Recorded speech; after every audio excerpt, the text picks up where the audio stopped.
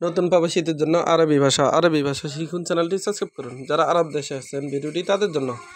আসিফ এর অর্থ দুঃখিত। আসিফ এর অর্থ দুঃখিত। আমরা বলি দুঃখিত, আরবিতে বলতে হবে আসিফ। আমরা বলি দুঃখিত, আরবিতে বলতে হবে আসিফ। আবার খাতর এর অর্থ বিপজ্জনক। খাতর এর অর্থ বিপজ্জনক। আমরা বলি বিপজ্জনক, আরবিতে বলতে হবে খাতর। আমরা বলি বিপজ্জনক, আরবিতে বলতে হবে খাতর। হারারা এর অর্থ তাপমাত্রা। আবার হারারা এর অর্থ গরম। আমরা বলি গরম, আরবিতে বলতে হবে হারারা। আমরা বলি গরম, আরবিতে বলতে হবে হারারা। হারারা এর অর্থ গরম। তারুশ এর অর্থ গোসল। তারুশ এর অর্থ গোসল। আমরা বলি গোসল, আরবিতে বলতে হবে তারুশ। আমরা বলি গোসল, আরবিতে বলতে হবে তারুশ।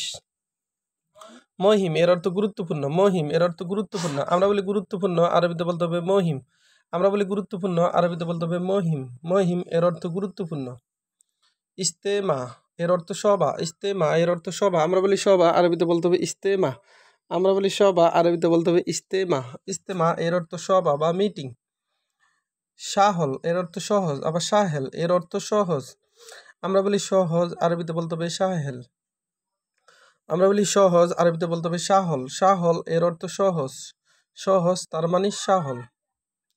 সাব এর অর্থ কঠিন। সাব এর অর্থ কঠিন। আমরা বলি কঠিন, আরবিতে বলতে হবে সাব। আমরা বলি কঠিন, আরবিতে বলতে হবে সাব। সাব এর অর্থ কঠিন। কঠিন তার মানে সাব। আবার এক নজর দেখুন। আসিফ এর অর্থ দুঃখিত। আসিফ এর অর্থ দুঃখিত। আমরা বলি দুঃখিত, আরবিতে বলতে হবে আসিফ। আমরা বলি দুঃখিত, আরবিতে বলতে হবে আসিফ। অর্থাৎ আমরা যখন সরি বলি তার আরবি হলো আসিফ।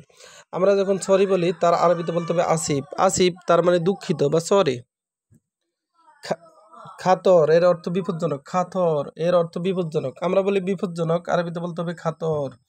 আমরা বলি বিপজ্জনক, আরবিতে বলতে হবে খাতর। খাতর এর অর্থ বিপজ্জনক বা ভয়ঙ্কর। হারারা এর অর্থ গরম। হারারা এর অর্থ গরম। আমরা বলি গরম, আরবিতে বলতে হবে হারারা। আবার আমরা যখন বলি গরম বেশি তখন আরবিতে বলতে হবে জিয়াদা হারারা। হারারা জিয়াদা এর অর্থ গরম বেশি। তারুশ এর অর্থ গোসল। তারুশ এর অর্থ গোসল। গোসল এর আরবি হলো তারুশ। গোসল এর আরবি হলো তারুশ। তারুশ এর অর্থ গোসল। মহিম এর অর্থ গুরুত্বপূর্ণ। মহিম এর অর্থ গুরুত্বপূর্ণ। আমরা বলি গুরুত্বপূর্ণ, আরবিতে বলতে হবে মহিম। আমরা বলি গুরুত্বপূর্ণ, আরবিতে বলতে হবে মহিম।